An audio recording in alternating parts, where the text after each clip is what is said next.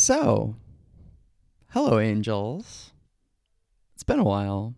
And there's a couple of pretty good reasons for that. Since the last time I was here on YouTube making a full, proper video like this, I moved across the entire goddamn country. And then as soon as I did move here, I lost my voice for like a week, which makes it pretty hard to make these videos where all I do is talk. For that reason, I missed out on the scheduled 2013 Songs of the Year video, which I will make in due time. But for now, we're just going to conquer the annual September-October recap, where I talk about some of the worst, best, and most popular albums that I reviewed on my blog in the last 2 months, give some short little rapid-fire thoughts on them, and show you the scores that they ended up with. That's the premise. Pretty simple. Let's do it. So one thing I did in late September and early October is catch up on a bunch of EPs. I had been really bad about covering EPs in the year thus far, and for that reason, there's plenty of them on this list, some of which are coming up in the bad section. Starting off with this new Coi Leray EP, Blue Moon. I guess you could say I've been somewhat of a Coi Leray apologist. I thought that her debut album, Trendsetter, last year was decent, better than a lot of people gave it credit for, and not really worth some of the hate that it received. I thought she sort of took a step backwards on her new album earlier this year, though once again, I don't think it was as bad as some people did, but this EP is the worst thing she's done yet. There just really is not much here that I find all that redeeming in any way, which is unfortunate because push comes to shove, at the end of the day, I do want to like Coi Leray, but with material like this, I don't know, she's kind of making it difficult. The new Drab Majesty EP, An Object in Motion, was definitely a disappointment to me. These guys are seen by a lot of people as sort of the torchbearers for this very 80s goth dark wave style, and they've impressed me with some work that they've done in the past, but I was just really not feeling this EP. Given the length that it is, the amount of material presented here, it just seems like you should come away with more than you do. The singles never really won me over anymore, and the bigger, longer cuts that are included here never really had me in the first place, and I'm just kind of left shrugging at this. It's very much okay, but the band is starting to resemble their biggest critique as just being a glorified covers band, but of an entire style. Next up, Bryan with his Boys of Faith EP. Now, we'll talk about the self-titled album he released later in the video, but this was a follow-up, and I kind of see this thing as a combination of attempting to cash in on his newfound popularity, mostly because of the collaboration on here with another breakout star of this year, but one that I think is awful, Noah Kahan. But also, it's just giving B-sides from the self-titled album. While the Bon Iver track is okay, and I like the opener 9-ball quite a bit, ultimately this thing is just not up to Bryan's standard of material. Wolves in the Throne Room released their new EP, Crypt of Ancestral Knowledge. Now, I have not been head over heels for some of the recent material from this atmospheric black metal group. I kind of thought that they were sort of over the hump in terms of their creativity, but I heard a single from this EP that I actually liked a lot that really piqued my interest, and it's unfortunate that getting into the EP itself, there really just was not much else there that I was all that into. In my opinion, the band ceases innovating and merely just returns to imitating, which at this point in their career, I think there are a lot younger and more interesting artists who are doing this sound and this style, and I think it's unfortunate that they didn't push themselves as much as it seemed like they would have from one of these singles. Now, the only big album I reviewed from the last 2 months that I really didn't like at all was the new Rod Wave album, Nostalgia, which is a shame because I kind of did want to like this thing. Rod is obviously a better singer than a lot of his contemporaries, and his very narrative-heavy style of songwriting that is very storytelling-oriented is something that's pretty unique on the charts and something that I appreciate. But on this album, I think it just comes through so flaccid, so forgettable. Listening to the entire track list of this thing, you are just going to get deja vu over and over and over again. There are not enough good hooks, nor are there really even enough compelling stories to keep this thing afloat. Weirdly enough, I find some of the least narrative-driven songs on this album to be some of the most interesting, which is a terrible, terrible thing to say about a Rod Wave record. Okay, away from the bad stuff and into the stuff that I thought was just okay to kind of good. Starting with the new Troye Sivan EP, Sandhills. Now, I was a little bit skeptical going into this because it sees Troye Sivan turning to like acoustic and indie folk stylings, something that I didn't really know Chaz had in his bag, but I like this EP.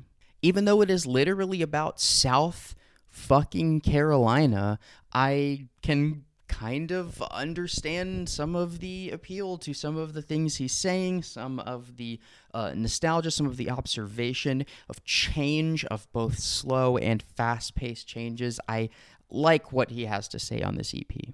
The new Slater album, Starfucker, is the very definition of hot and cold. When this thing dials it up and sees Slater getting at her most intense, she releases some of the best songs I have ever heard from her. The track Purr genuinely might be top 3 Slater song to date. And yet all over this record, she is just making these kind of flat pop songs that is dealing in subject matter that kind of seems beneath her as someone who is usually, at the very least, distinct. Compared to Troubled Paradise, I just think this thing is kind of all over the place, and though I can definitely pick out some highlights and recommend them to you, it's a little bit concerning to see Slater appearing so kind of generic at points on this album. The new Oneohtrix Point Never album again, which I liked for the most part. I like a lot of it. It has some really, really wonderful high points. The lead single to this thing, Barely Lit Path, is amazing. But at the end of the day, I think it's solid. I think it's all right, near the middle of his discography. Overall, it doesn't really have some of the conceptual elements that make a record like Magic or Virgins really come together in the way that they do, nor does it have the level of sonic brilliance that, say, an album like Replica does. There is a lot of rewarding sound play on here, a lot of interesting dynamic compositions, but ultimately it adds up to a good record, better than what a lot of ambient and experimental producers are putting out in 2023.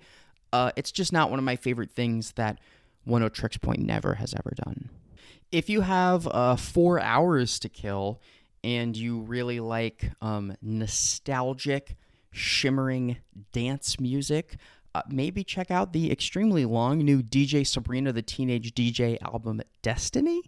Now, I think you could make the case that DJ Sabrina as a musical project has never really come to the same highs as their breakthrough album, Charmed, a few years ago, but this is pretty good. It is obviously a substantial release in terms of volume alone, but it also just has some of the most involved, some of the most detailed, and some of the most obviously cared about songs I've heard from this music project since Charmed.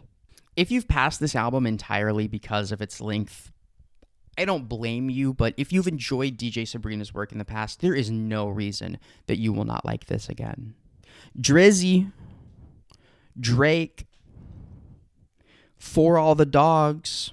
The first half of this album is a fucking slog, the likes of which you normally don't hear on a Drake studio album, only for like a side project or a playlist or something.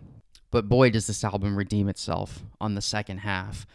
Some of the features are incredible. Some of my favorite Drake songs in years and years pop up on the second half of this record. It is just generally improved. It sees him taking some artistic risks that I didn't really expect to hear. You kind of think that you know what Drake has to offer here. And while, yes, much of this album is Drake being typical Drake, occasionally he stretches his legs, and I like the results. And after a long absence, After a long absence, Jalen returns with the Perspective EP, which I really enjoyed one of the singles for in particular. And yeah, the resulting album is pretty solid. It's not perfect, but I appreciate the grinding electronics. I appreciate that Jalen still has such a distinctive and recognizable sound within the world of electronica.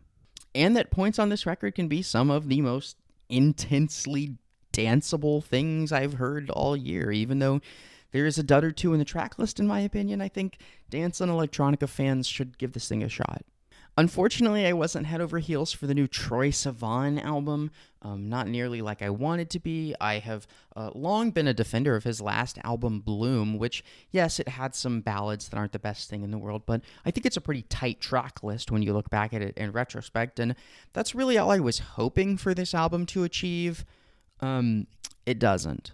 Yes, this thing starts out with Troye Sivan's best song to date, Rush, and there are a handful of other highlights in the track list, but for the most part, it just sees him retreating to his very boyish, kind of wimpy, very nocturnal style of pop music, and he's okay at it. It has some highlights, but for the most part, this feels like Troye Sivan playing it by the numbers in a way that is kind of forgettable. Given how unabashedly just queer, I almost said the F slur. That's okay, I can say it. You can't say it, but I can say it. Given how unashamedly F slur-ish the lead single and video and promotional campaign for this album was, it is just so dry, so flavorless, and so forgettable beyond that. So, getting into the best stuff I heard in the past 2 months, and thankfully, there's a lot of it. There is nothing that makes me happier than there being too much good music to review. I spent so much time trying to make sure that I covered all of the good albums I heard, and I still didn't get it done. First off, Bryan, which I covered at the very, very, very end of August with his self-titled album, the best country album I think I've heard anywhere so far in 2023. This thing is just everything that I hoped it would be. It is rootsy, it is folksy, but it has the capacity to just rev itself the fuck up sometimes. There are some great moments of intensity, but also these very sobering, very somber moments of reflection. Bryan is a versatile and endlessly impressive songwriter and performer. Once again, we have a new album from Slowdive. Shoegaze legends return with Everything Is Alive. And sure, my expectations were sky high given the fact that their 2017 self-titled comeback album is truly and honestly a masterpiece. So maybe this album is not at that level of utter brilliance, but yeah, this is real solid. There is a lot of really interesting sound play here. There is a lot of the band stripping themselves down in ways that I just never anticipated for a group who is so synonymous with shoegaze. Some of the very raw presentation of vocals and percussion on this album, it's very surprising.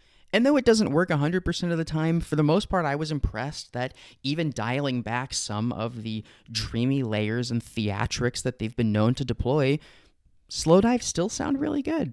Jeff Rosenstock returned with Hell Mode, an album that I think is really just like a lesson in just catchy songwriting.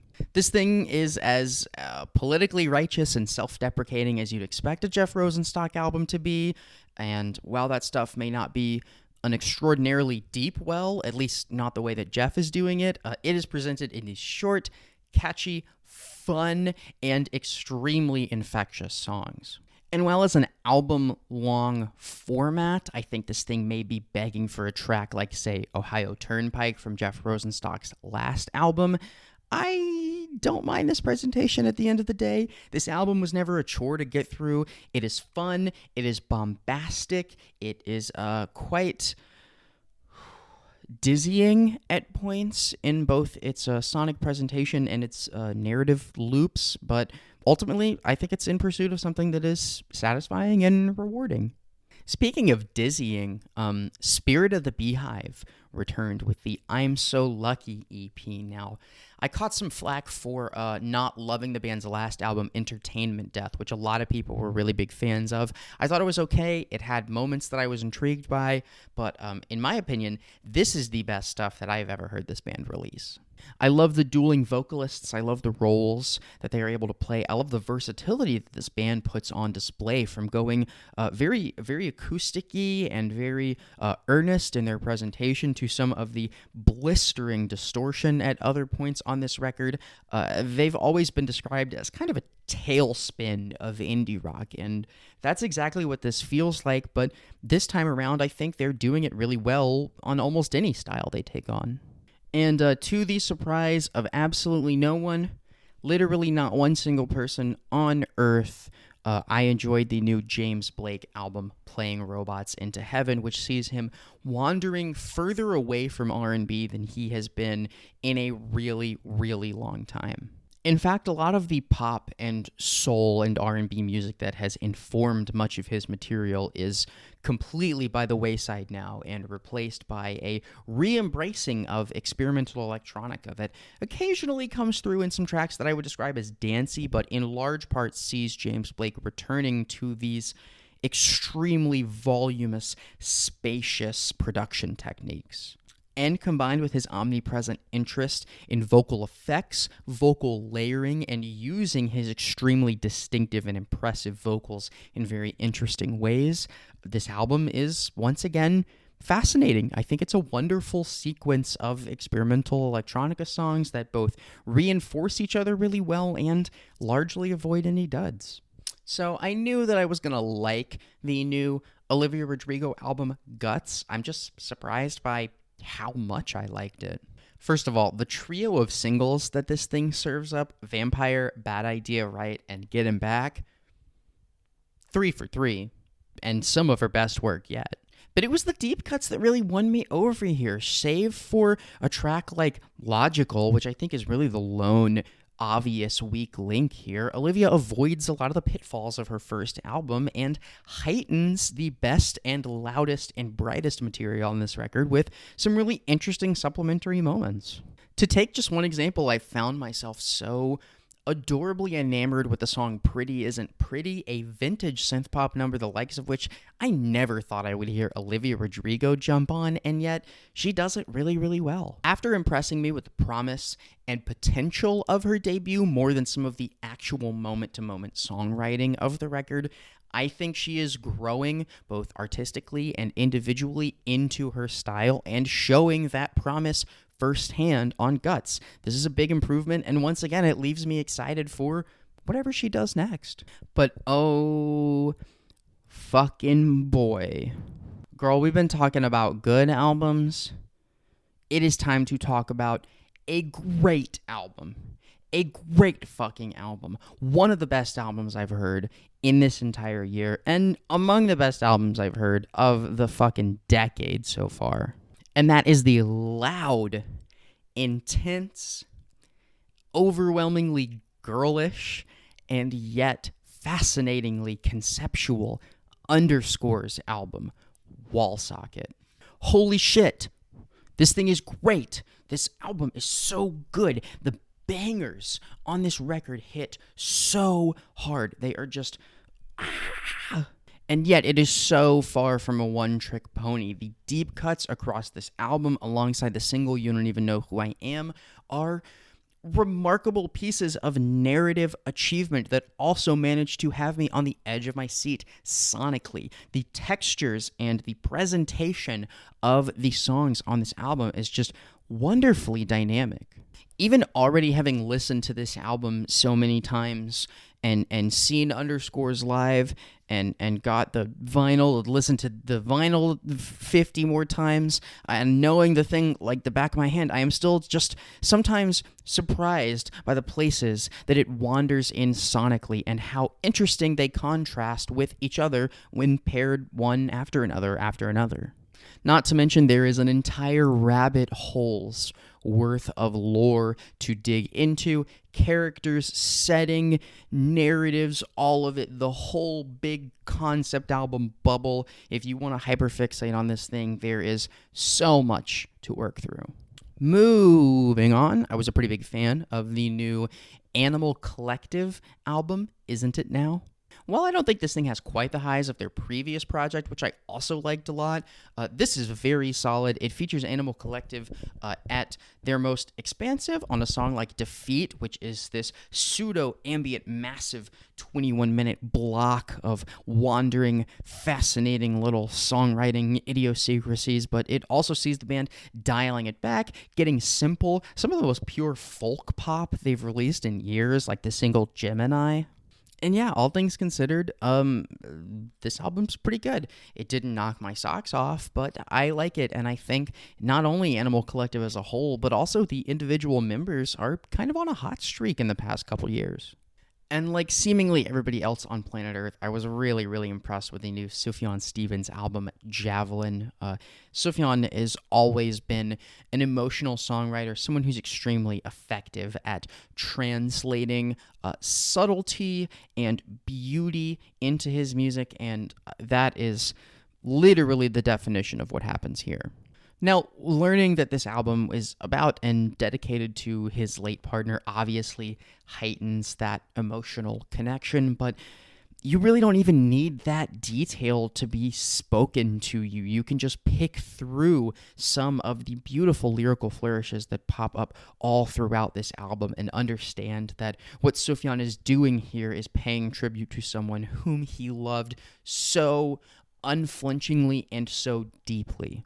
It's a very sad record, but it is not sad in the way that an album like Carrie and Lowell is sad. This album is in tribute. It allows itself these moments of beauty. It even kind of allows itself to wander off at the very end and end somewhere brighter than I ever really anticipated.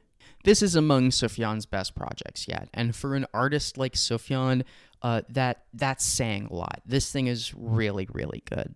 Speaking of really, really good, oh my god, the new The Drums album, Johnny, God, they released about 90 singles for this album this year, and it's like every single time a new drum song would drop, it's just like the new catchiest song I've ever heard in my entire life.